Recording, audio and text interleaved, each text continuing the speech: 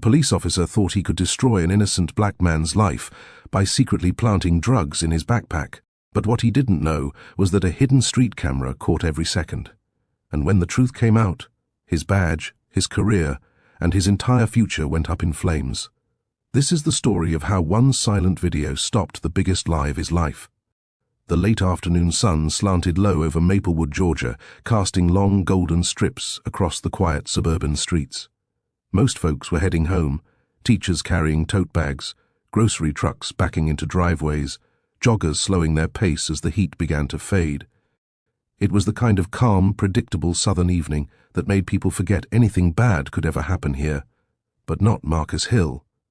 Marcus, a 29-year-old black financial analyst, had lived long enough to know that safety didn't always depend on where you lived. It depended on who pulled you over. He was driving his silver Ford Fusion, humming along to an old Usher song, still wearing his ID badge clipped to his shirt from work. Everything about the moment felt normal, until he saw the flash of red and blue lights in his rearview mirror. He tensed immediately. "Come on, man. What now?" he muttered under his breath. He wasn't speeding. His seatbelt was on. His registration was up to date. But none of that stopped the sinking feeling that washed over him. Marcus slowed, signaled, and pulled to the curb. The patrol car behind him rolled to a stop, gravel crunching under its tires. He watched the officer step out, a tall, broad white man with a shaved head and a jaw clenched so hard it looked like it could crack teeth. His nameplate read, Officer Daniel Rickman. Marcus had heard that name before. Everyone in Maplewood had. Rickman had a reputation, strict, firm, no nonsense, words that white residents used. Black residents had another description, dirty, dangerous, and unpredictable, but Marcus kept his hands firmly on the wheel, fingers spread, calm, visible. Officer Rickman strolled up to the window with an air of casual authority, like he already knew how this encounter would end.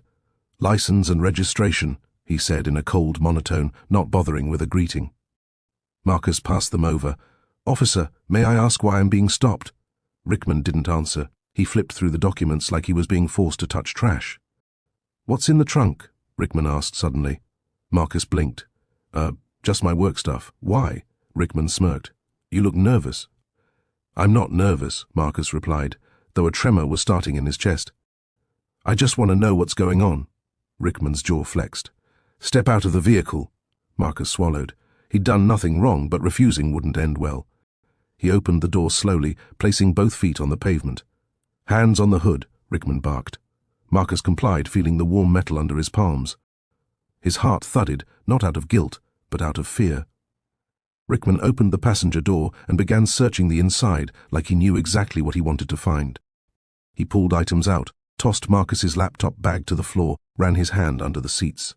"Sir," Marcus said carefully, "do you have probable cause for this search?" "Probable cause?" Rickman chuckled darkly. "I'll tell you what I have. Experience. And experience tells me you're hiding something." Marcus clenched his jaw. That wasn't experience. That was prejudice wearing a badge. Rickman walked around to the back door and grabbed Marcus's black backpack, the same one he brought to work every day. He unzipped it, glanced inside, then looked back at Marcus with a sneer. "You sure you're not nervous?" he taunted again. Marcus opened his mouth to respond, but froze, because he saw it. Rickman reaching into his own vest pocket, pulling out a small plastic bag, a bag filled with a white powdery substance. Time slowed. Marcus felt the air leave his lungs. Rickman tilted the bag once, looked at it, then, casually, like brushing away dust, he dropped it into Marcus's backpack. The world blurred for a second.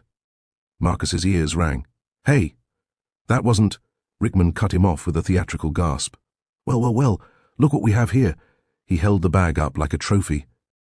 "This is going to be a long night for you," the officer said with a grin. Marcus's chest tightened, his legs felt weak. "Officer, that wasn't in my bag. You put that in there. I saw you." Rickman stepped closer, eyes dark and threatening. "You want to accuse me of something, boy? You think anyone's going to take your word over mine?" Marcus's heart pounded. His life, his job, his future could all be destroyed with this single lie. But then something clicked inside him, a thought, a memory, a relief. He had installed a new AI dashcam system last week, a 360-degree wide lens, one that automatically recorded during any police stop.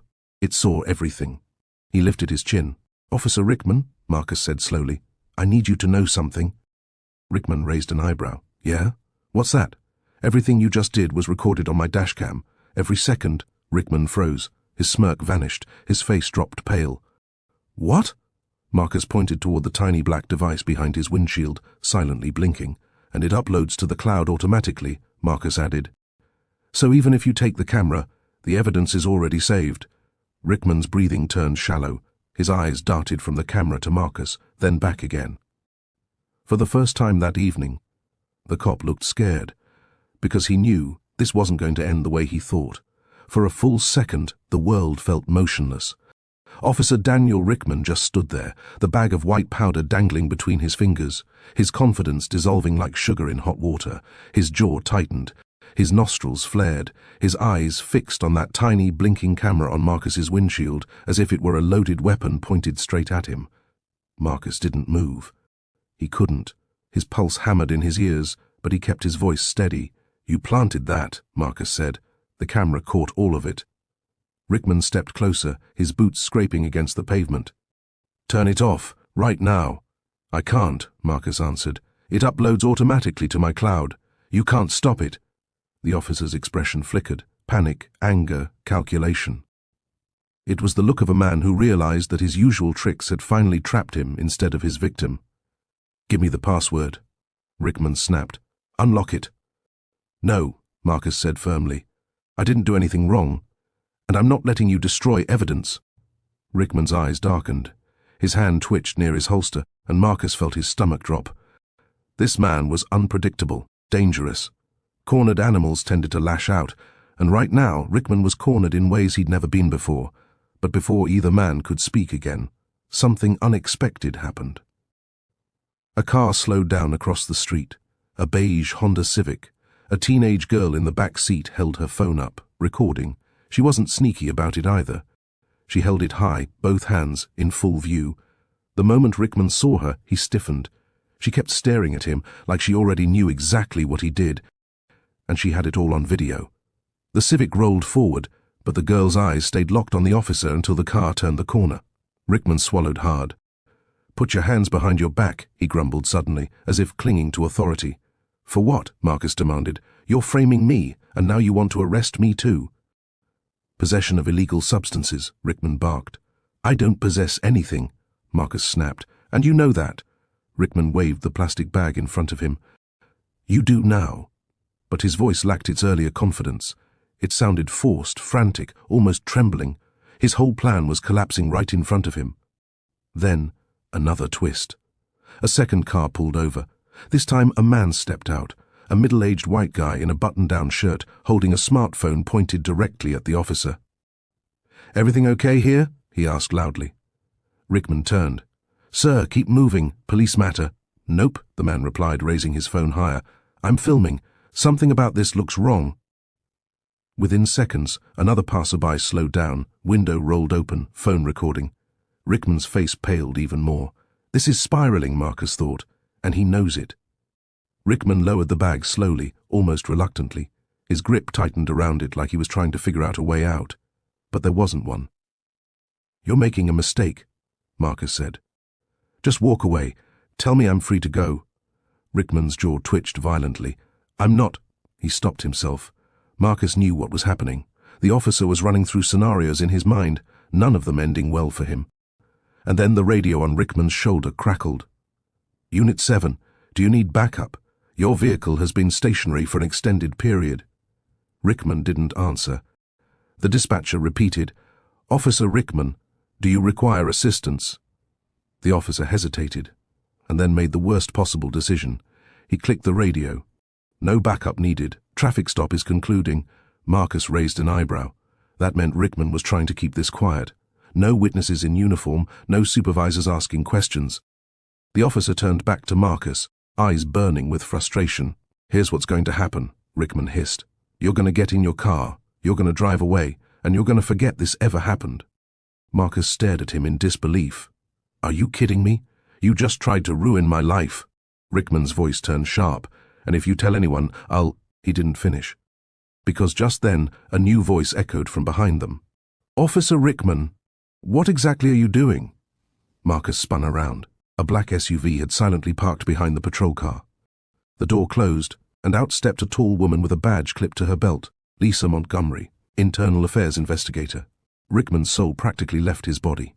She walked straight toward him with the calm, controlled stride of someone who had seen situations like this far too many times.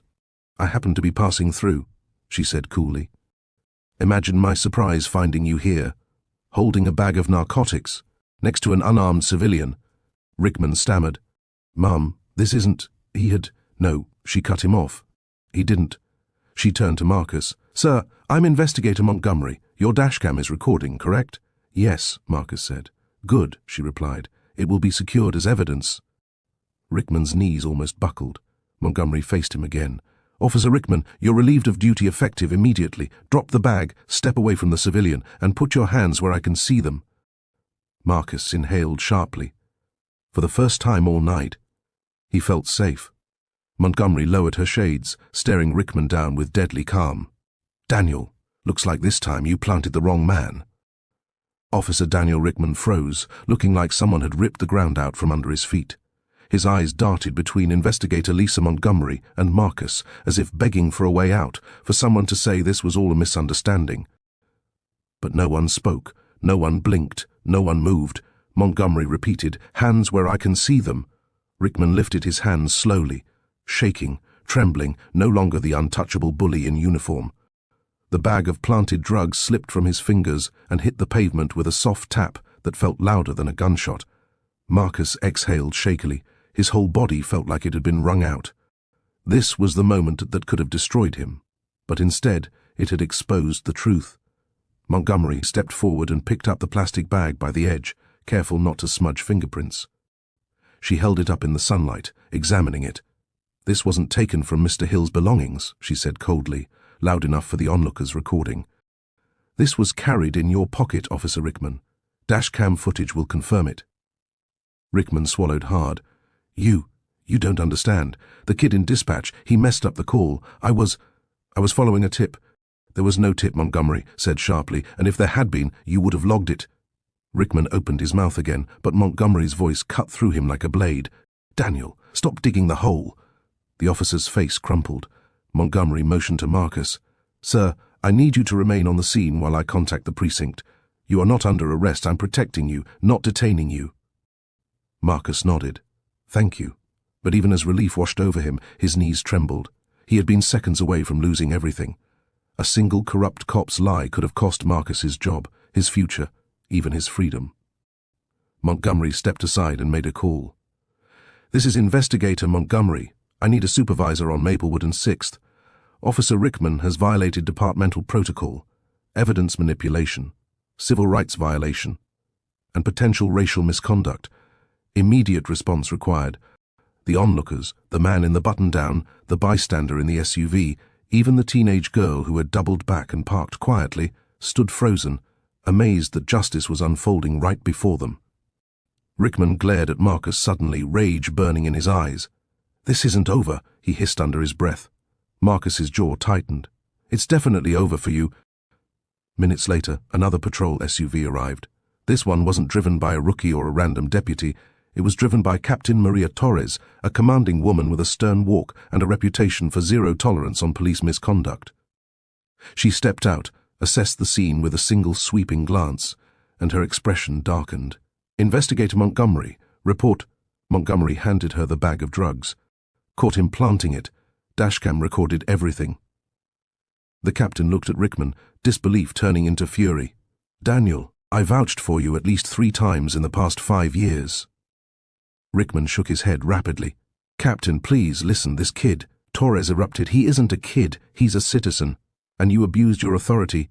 Her voice was sharp, cracking like thunder. Marcus felt a strange mix of satisfaction and exhaustion wash over him. To hear someone in power actually fight for him? It didn't happen often. But today was different. Torres stared down Rickman. "Hand over your badge." Rickman's palms sweat. "Captain, your badge," she repeated. Slowly, Rickman unpinned it from his chest. The shine of the metal looked dull now, like it had lost its honor. Torres pointed to his weapon. And your firearm. Rickman handed that over too, hands shaking violently. To the entire crowd watching, Torres declared, "Officer Rickman is suspended pending full investigation. He is under immediate detainment." Marcus blinked. Detainment? He's getting arrested? Montgomery stepped beside the captain. "We're taking him in on internal hold. He'll be interviewed, fingerprinted, and placed under watch. The DA will get the footage tonight." Rickman's face twisted. "You're ruining my career over some guy?" Montgomery stepped forward, staring him down. "No. You ruined your career the moment you thought a black man's life was disposable." The silence afterward was suffocating. Rickman was placed in the back of Torres's SUV, not handcuffed yet, because the department still had to follow procedure, but his humiliation was obvious. Sweat soaked his collar.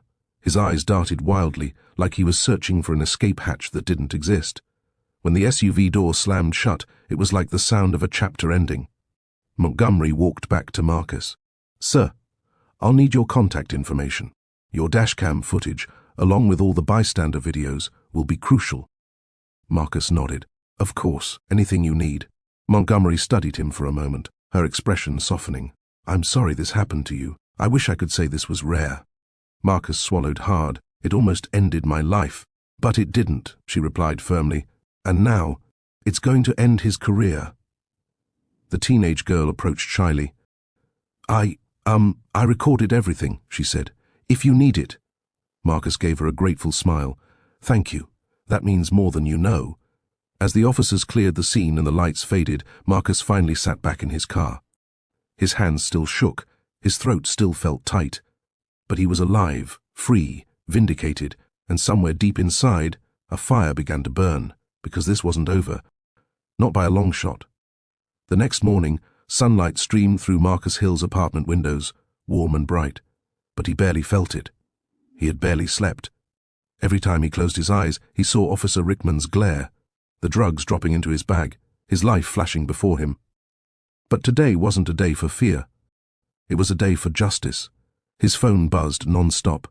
Messages from co-workers, neighbors, college friends, people he hadn't spoken to in years. "Bro, is this you in the video? Man, this is crazy. Are you okay? We're sharing this everywhere. That officer is done." Marcus's stomach tightened. "Video? What video?" He clicked a link someone sent him. TikTok. And there he was, standing by his car, hands on the hood, Rickman rummaging through his bag. And then, the moment the plastic bag fell in, the teenage girl's footage had gone viral overnight. 1.2 million views, 148K likes, 40K comments. Hashtags everywhere. Hashtag justice for Marcus. Hashtag planting evidence. Hashtag dirty cop. Hashtag protect black men. Hashtag accountability. Now Marcus sank onto the couch, face in his hands. His private nightmare had become a national conversation. And then his phone rang, an unfamiliar number. He answered warily. "Hello? Mr. Hill? This is District Attorney Angela Porter. I need to speak with you urgently." Marcus sat up straight. "Yes, ma'am. I saw the videos. The footage is clear," she said. "Officer Rickman is being charged with evidence tampering, abuse of power, false police reporting, and attempted civil rights violation. We're also investigating previous complaints tied to his name." A shiver ran through Marcus. "How many complaints?" 39, she said calmly. "Spanning 8 years." Marcus's stomach twisted. 39 lives, 39 people who weren't believed. The DA continued, "Your case may be the one that exposes everything." Marcus didn't know what to say. He was still processing everything when someone knocked loudly on his door. He opened it to find Investigator Montgomery standing there, clipboard in hand. "Morning, Mr. Hill," she said. "I hope you got some rest." "Not really," he admitted. She stepped inside. "I came to tell you something important before the media gets to you." Marcus blinked. "Media?" Montgomery nodded. "Your video is national news. CNN, NBC, even local affiliates across the country are running it. You're going to be contacted for interviews today. Before that happens, you need to understand what comes next." Marcus swallowed. "Okay." She sat down across from him. "First, the department is suspending Rickman indefinitely, without pay. Second, Captain Torres has requested a full review of every stop he's made for the past 5 years. Third, your case will be used in the civil rights investigation already being opened by the DOJ. Marcus's eyes widened. The DOJ? Like, federal? Yes, she said. Rickman's corruption wasn't a mistake, it was a pattern. And now you've exposed it. Marcus inhaled deeply. A mix of pride, fear, and disbelief swirled inside him. Then Montgomery added something unexpected. And there's one more thing. The dashcam footage uploaded perfectly. We've confirmed it. The audio is crystal clear. You handled yourself incredibly well, Mr. Hill. That's going to matter. Marcus felt his throat tighten. I just didn't want to die. Montgomery's face softened. I know, and that truth is exactly why this case is so important. After she left, Marcus looked in the mirror. For years he kept his head down. He followed the rules. He stayed polite. He did everything society told him to do to stay safe. And it still almost got him killed. No more staying silent. When his phone rang again, he didn't hesitate this time. It was a reporter from Good Morning America. Mr. Hill, we'd like to have you on our show to talk about last night's incident. Marcus straightened his shoulders.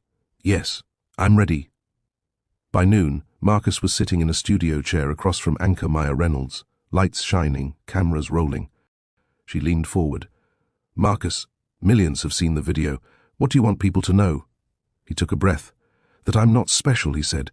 This happens every day. Most people don't have dashcams. Most don't have witnesses. Most don't survive the lie. He glanced at the camera, but this time he planted it on the wrong person. And now, everyone saw, the studio fell silent. Later, when the segment aired, millions more watched it. The share count soared. Civil rights organizations reached out. Lawyers offered help. Activists mobilized. Rickman's mugshot hit the news that evening, and that night, as Marcus sat in his apartment watching the country react, he finally let out a breath he'd been holding since the moment those red and blue lights first flashed behind him. He had won, not because he was lucky, not because he was powerful, but because the truth had finally spoken louder than a badge corrupted by hate. Marcus leaned back on his couch, eyes closing. He wasn't a victim anymore. He was a catalyst, a spark, a man whose story would force a system to face itself, and somewhere inside him, he felt peace for the first time in months. The nightmare was over, but the movement had just begun.